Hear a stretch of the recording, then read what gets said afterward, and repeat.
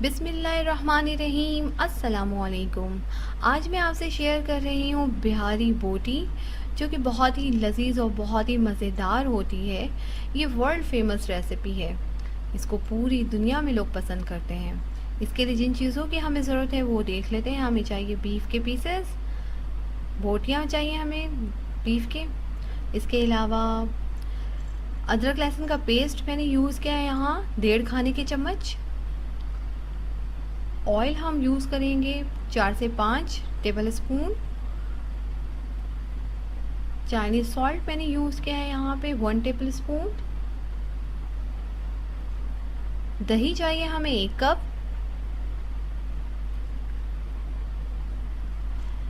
हमें 1 बादियान का फूल चाहिए। इसके अलावा चंद दाने छोटी इलायची के चाहिए, 8 से 10 दाने। 1 स्टिक हमें चाहिए दालचीनी का। कबाब चीनी चाहिए हमें 1 टेबल स्पून। ब्लैक पेपर चाहिए हमें 1 टेबल स्पून।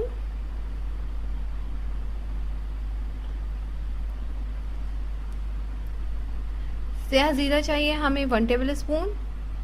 कुटी मिर्च चाहिए हमें 1 टेबल स्पून।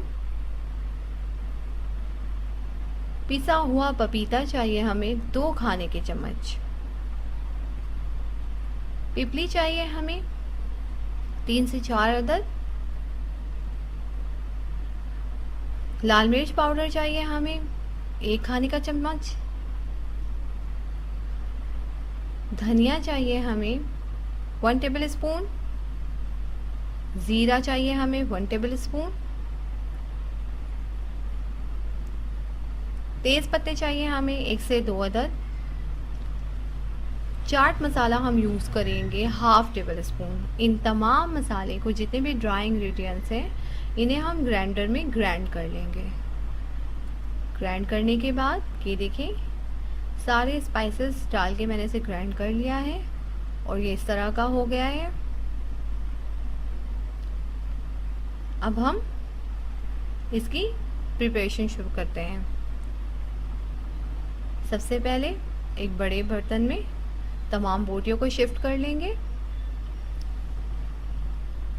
इसके पीसेस इस तरह के रखने हैं, ये देखें, ना बहुत ज़्यादा मोटे और ना बहुत ज़्यादा बारीक होने चाहिए ये, ताकि जब हम इन्हें सीखों पर पिरोएं तो ये अच्छी तरह से होल्ड कर सकें सीख को।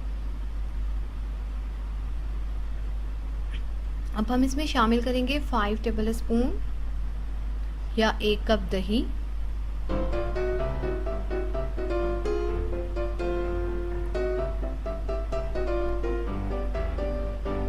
मेरी और भी बहुत सारी रेसिपीज़ हैं, उन्हें भी देखें। अब हम इसमें पिसा हुआ पपीता 2 खाने के चम्मच शामिल कर देंगे।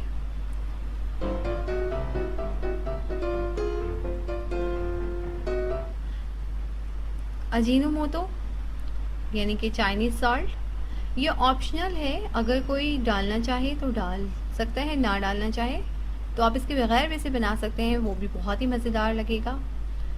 अदरक लहसुन का पेस्ट शामिल कर रही हूँ मैं इसमें। क्वांटिटी मैंने आपको पहले ही बताई हुई है। और अब ये वो सारे मसाले हैं जो कि मैंने आपको दिखाए थे ड्राई, उन्हें मैंने यहाँ पे पीस लिया है। इसमें लाल मिर्च, कुटी मिर्च सब शामिल है। अब इस मसाले को मैं इसमें शामिल करूँगी और अच्छी तरीके से इसे मैरिनेट करूँगी। सरसों का तेल 5 टेबल स्पून मैं इसके अंदर शामिल कर रही हूँ। गोश्त यहाँ पर मैंने यूज़ जो किया है वो तकरीबन 1.5 किलो है और ये उसके हिसाब से सारे मसाले मैंने यूज़ किए हैं। अगर कोई क्वांटिटी बढ़ाता है गोश्त की तो वो मसाले की क्वांटिटी भी उसी लिहाज से डबल कर देंगे। बहुत अच्छे तरीके से इसे मैरिनेट करें। मैरिनेट करने के बाद आप चाहें तो ओवरनाइट इसे रख छोड़ें, नहीं तो 4 घंटे, मैंने मैक्सिमम 4 घंटे के लिए इसे छोड़ना है। इस उसके बाद फिर मैं इसे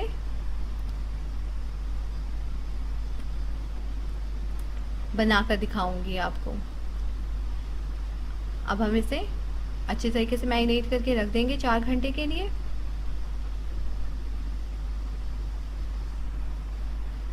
मेरे और भी बहुत सारी रेसिपीज़ हैं दोस्तों, प्लीज़ उसे भी देखें और बताएं मुझे, शेयर करें मुझसे कि आपको कैसी लगी। 4 घंटे के बाद ये देखें, ये सारे मसाले इसके अंदर अच्छी तरीके से एब्जॉर्ब हो गए हैं और अब हम इन्हें सीखों पर पिरोएंगे। पहले हम तमाम सीखे तैयार कर लेंगे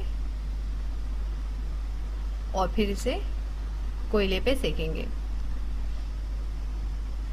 कोयले पे पकने की वजह से इसका जो अरोमा होता है वो बहुत ही अच्छा आता है और बहुत ज़्यादा ये टेस्टी लगती है खाने में। इसे अच्छे तरीके से चारों तरफ से हम सेकेंगे इसी तरह।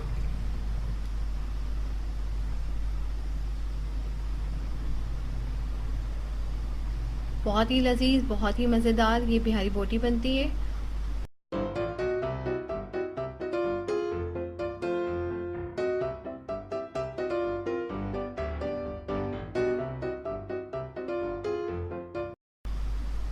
इस पे हम ब्रशिंग भी करेंगे। जब ये एक तरफ से सिक जाएगी अच्छी तरीके से तो इसका साइड चेंज करेंगे और उसके बाद इस पे घी या बटर जो भी आप लाइक करें उसे ब्रशिंग करें।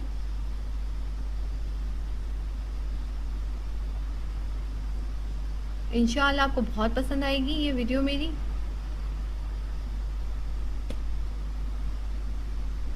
ये देखिए, अगर आपको मेरी वीडियो पसंद आए तो प्लीज़ इसे लाइक करें, शेयर करें, कमेंट से। अपना बहुत ख्याल रखिएगा, दुआओं में याद रखिएगा। अल्लाह हाफिज़।